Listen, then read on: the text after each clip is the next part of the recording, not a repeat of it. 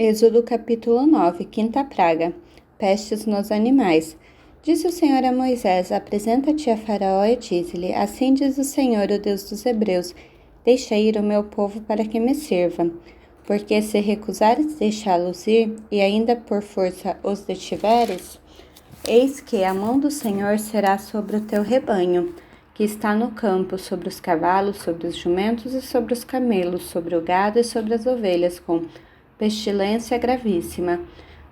E o Senhor fará distinção entre os rebanhos de Israel e o rebanho do Egito, para que nada morra.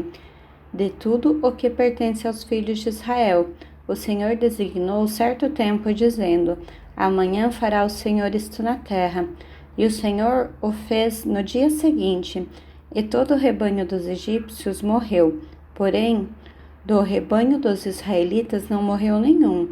Faraó mandou ver, e eis que o rebanho de Israel não morrera nenhum sequer. Porém o coração de Faraó se endureceu, e não deixou ir o povo.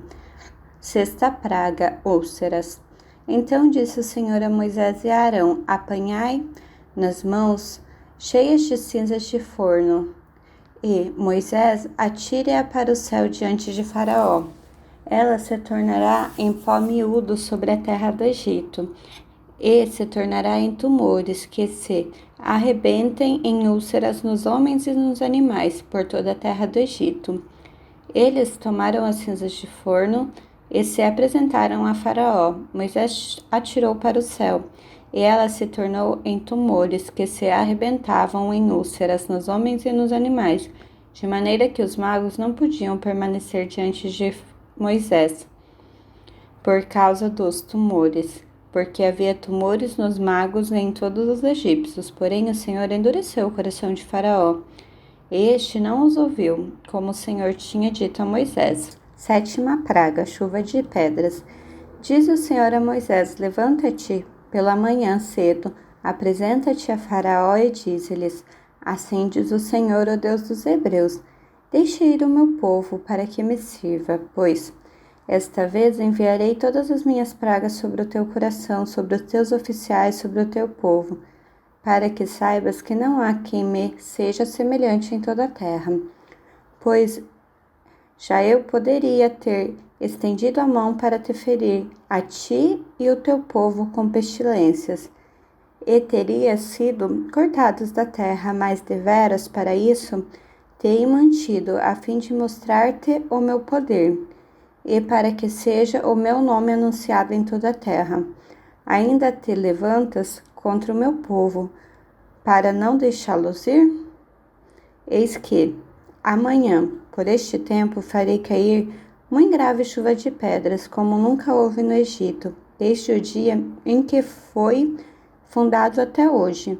Agora, pois, manda recolher o teu gado, e tudo o que tens no campo, todo homem e animal, que se acharem no campo, e não se recolherem à casa. Caindo sobre eles a chuva de pedra, morrerão. Que dos oficiais de Faraó temia a palavra do Senhor, fez fugir os seus servos e o seu gado para as casas. Aquele, porém, que não se importava com as palavras do Senhor, deixou ficar no campo os seus servos e o seu gado. Então disse o Senhor a Moisés: estende a mão para o céu, e cairá chuva de pedras em toda a terra do Egito, sobre os homens, sobre os animais, sobre toda a planta do campo, na terra do Egito. E Moisés estendeu o seu bordão para o céu, e o Senhor deu trovões e chuvas de pedra, e o fogo desceu sobre a terra, e fez o Senhor cair chuva de pedras sobre a terra do Egito, de maneira que havia chuva de pedras e fogo misturado com a chuva de pedras tão grave, qual nunca houve em toda a terra do Egito, desde que veio a ser uma nação. Por toda a terra do Egito, a chuva de pedra feriu tudo que havia no campo, tanto os homens como os animais. Feriu também a chuva de pedras toda a planta do campo, e quebrou todas as árvores do campo. Somente na terra de Gozém, onde estavam os filhos de Israel, não havia chuva de pedras. Então o Faraó mandou chamar a Moisés e a Arão e lhe disse: esta vez pequei, o Senhor é justo, porém eu e o meu povo somos ímpios. Orai ao Senhor, pois já bastam estes grandes trovões e a chuva de pedra. e eu vos deixarei ir, e não ficareis mais aqui. Respondeu-lhe Moisés: Em saindo eu da cidade, estenderei a mão ao Senhor, os trovões cessarão, e já não haverá chuva de pedras, para que saibas que a terra é do Senhor. Quanto a ti, porém, e os teus oficiais, eu sei que ainda não temeis ao Senhor Deus.